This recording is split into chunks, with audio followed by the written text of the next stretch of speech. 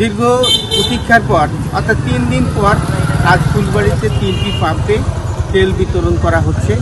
বাইকাররা ভোর থেকে অর্থাৎ ফজরের নামাজের পর থেকে দীর্ঘ সময় ধরে যে তারা এই নাওয়া খাওয়া ভুলে যে অপেক্ষা করছেন, তাদের যে দীর্ঘ কষ্ট, তারপরও যদি তারা 2 লিটার তেল পান, তারপরও তাদের মধ্যে একটা স্বস্তি ফিরে আসছে। কিন্তু তেল না পাওয়ার কারণে অনেকেই হতাশা ব্যক্ত করছেন। এখন আমরা বহু মানুষ এই মোটরসাইকেল মালিক অর্থাৎ বাইকারদের মুখে তাদের পাওয়া না পাওয়া এবং হতাশা এবং প্রাপ্তির সংবাদ শুনব। রাত্রি 2টা থেকে এরকম তেল পাওয়ার জন্য অপেক্ষায় আছি, এখনো পাবো কিনা সন্দেহ। রাত 5:45 আমরা আসছি, তখন থেকে এই যাবত আমার চলছে। বর্তমান মনে হয় 1:30 বাজে। খাওয়া দাওয়া এই যাবত টিভিতে একটু নাস্তা পানি খাইছি, তাছাড়া কিছু খাইনি। সারাদিন উপেক্ষা করা লাগেছে। পদ্মা সেতু, মেট্রো রেল এবং এলিভেটেড এক্সপ্রেসওয়ে নির্মাণের গর্বিত অংশীদার বসুন্ধরা সিমেন্ট।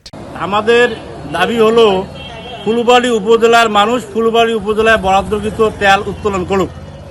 অন্যান্য উপজেলার অনেক মানুষ এখানে আসতেছে, আসিয়া সিরিয়াল ধরিয়ে তেল নিয়ে যাচ্ছে। আমাদের জ্বালানি মন্ত্রী উনি সংসদের মধ্যে সুন্দর করে উপস্থাপন করে তারা নাকি তেল হিউজ পরিমাণে আছে, তেলের কোনো সংকট নাই। আর আমাদের দীর্ঘ লাইনের পর লাইন, হাজার হাজার লাইন আবার সিরিয়াল ধরে তেল নেওয়া লাগে। আজকে আমার সারাদিন দিয়ে বলা যাচ্ছে এভাবেই। খুবই ক্লান্ত, সকালবেলা খাওয়া দাওয়া নাই, ভোর 4টা থেকে আসি এখন অবধি। প্রধানমন্ত্রী সহ সরকারকে আমরা অবগত করতেছি, আমাদের তেল সংকট বাংলাদেশে আর যদি নাই থাকে তাহলে আমরা প্রায় 8 ঘন্টা যাবত, কেন এই যাবত সিরিয়ালে কতদূর আছে এটা দেখতে পাচ্ছি না। টিকা দিচ্ছে আর কি ছিটমহলে, তেল সংকটের কারণে আমি যাইতে পারতেছি না আর কি।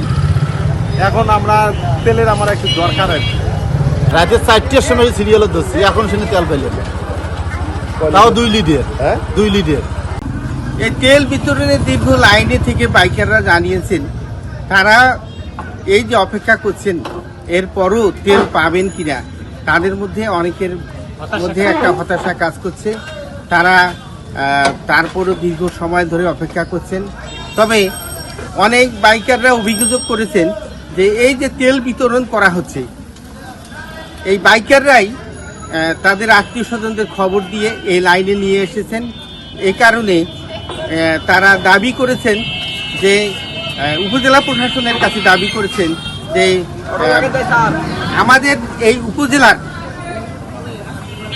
বাইকারদের প্রকৃত পরিচয় এবং কাগজপত্র নিয়ে তেল বিতরণ করা হলে এই দীর্ঘ লাইনও থাকবে না এবং সুষ্ঠুভাবে তেল বিতরণ করা সম্ভব হলে বলে তারা জানিয়েছেন।